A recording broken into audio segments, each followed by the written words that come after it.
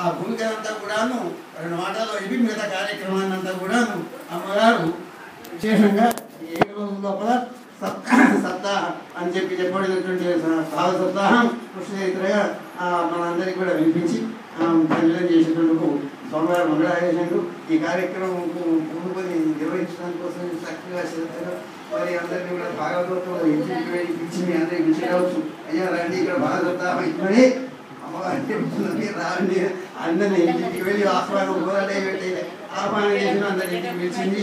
అందరూ కూడా వచ్చి ఈ కార్యక్రమం ప్రారంభించాలని చక్కగా నిర్విఘ్నంగా వైభవంగా ఆనందంగా జరగాలని కోరుతూ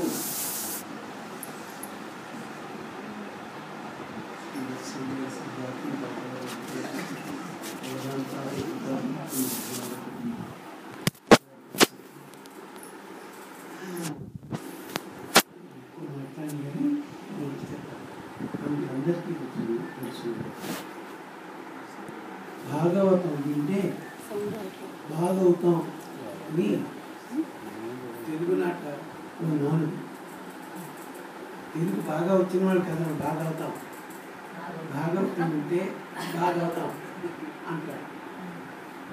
భక్తి జ్ఞానం వైరాగ్యం తపస్సు వీటి ద్వారా మోక్షాన్ని ఇచ్చేటువంటి గ్రంథం భాగవతం. అలా వెంటనే వెళ్ళిపోవాలి. ఇక్కడ హాయిగా ఉంటుంది, తర్వాత కూడా హాయిగా ఉంటుంది. అది ఉద్దేశం.